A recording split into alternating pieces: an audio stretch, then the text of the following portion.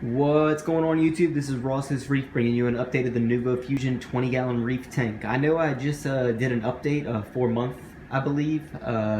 Just uploaded, I think, yesterday. But I had to do another video because my rose bubble tip anemone split. You can see, I remember if y'all watch my old videos, I used to have a pretty huge one right there. Not only did it split into two, it split into 3 separate anemones now. And they're actually on the move. They're moving all over this rock right here, trying to find their place.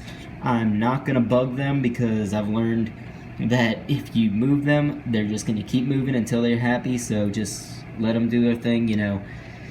If you see that they are truly rubbing up against a coral, you know, you can try to do something to intervene, but for right now, until I see that they've found a place that they like and they're staying, I'm not gonna do anything. So as you can see, we got one right down here, one small one. This one right up here is the biggest one, and then that little one, let's see, right, where's my finger in the screen? Right there, that's another one. It's very, very small. It's the smallest one. Yeah, so I woke up the other day and saw that it had split into 3. I don't know the exact reason why it split. It was getting pretty massive, if y'all saw. I do believe because it was probably starting to, you know, touch up against this frog spawn. It didn't like that, so it decided I need to slim down a little bit, and it decided to rip itself apart. For those of you that don't know, anemones do that. They do rip themselves into 2. That's kind of an asexual reproduction. Sometimes it happens because an anemone will get stressed and they just rip themselves into 2 or 3 in my case, or sometimes they just do it just because they feel like it. It all depends. But this anemone was very, very healthy, so it was always being fed. So I don't think it was stress. I think it was just getting pretty big, and it decided it needed to split. So I'm going to leave these little anemones in here for a while, and hopefully they get pretty big to a decent size. I might end up keeping one of them and try to, you know, put it right over here on this side of the tank.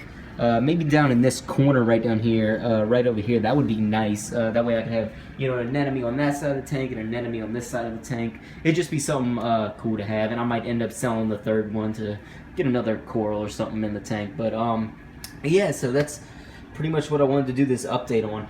Also, I cleaned my refugium. If you watched my last video, I was saying how this refugium was pretty nasty, and it really wasn't serving a purpose as a refugium because I just had so much slime algae built up on it. Well, 2 things happened. The reason I cleaned it out, as you can see, there is nothing in there. It's literally just a tank of water right now. Took all the sand out and everything.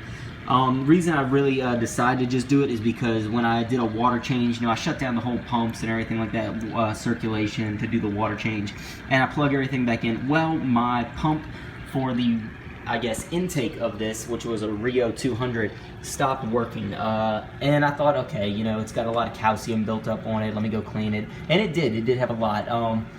And I cleaned it completely off, soaked it in vinegar, but it did not work again. Like, it worked, but I couldn't get it to work. It was just a mess. So that pump was kind of shot. So what I did is I actually took the MJ 1200, I believe, off my GFO carbon reactor that I had right over here and stuck it right down in here, and that is the new pump. As you can see, I do have an increased amount of flow in here, which is one thing that I did want, because I do believe the development of the slime algae was due to there was not enough water movement in the tank.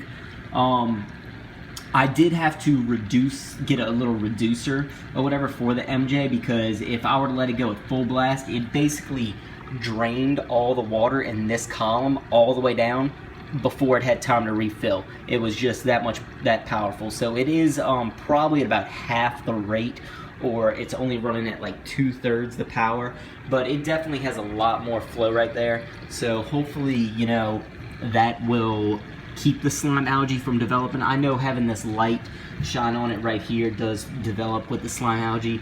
I did turn off the refugium light due to the fact that there is no chaetomorpha.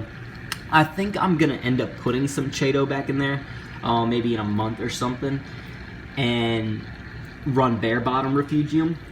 I don't want to put sand back in there anymore, so I'm gonna see how that works out. I know, you know, having sand allows little copepods and stuff to reproduce in there, but I just am mainly interested in the nitrates.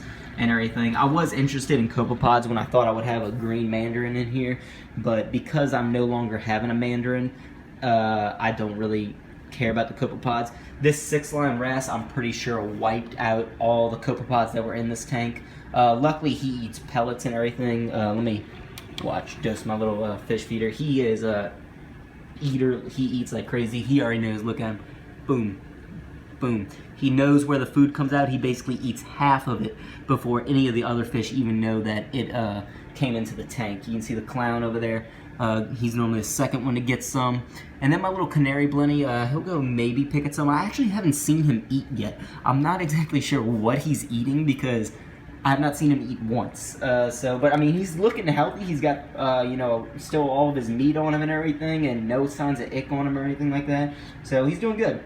Let's see. The firefish, I know he'll come out every now and then and start eating. But yeah, guys, that's pretty much what I wanted to do the update on, was mainly the anemone splitting and then me cleaning out the refugium. I do have another MJ1200 on order because I want to get this carbon GFO reactor back up and running. So I do believe, I highly recommend if y'all are looking to get one. That is the Bulk Reef Supply mini reactor. It's a 5-inch one. I'm running a mix of carbon and GFO, and as you can see, this tank is clear. I mean, you can see all the way through that, no problem whatsoever. And it's not even running right now, but you know, this is it's still probably have cleaned out the water a good bit. But yeah, guys, so this has been Ross's Reef. If you have any other questions, comments, or concerns, as always, you know, leave a message, or message me individually if you want. Leave a comment. I will get back to you as soon as possible. If you haven't already, hit that subscribe button. We'll be doing, again, constant updates, reviews, and anything else new that I try on the refugium. The new thing that I am currently dosing is Purple Up, which I'm hopefully gonna make some of this coralline algae. You can see I got a spot right there growing, and then there's a couple other spots all around the tank. They got some on that back rock right there.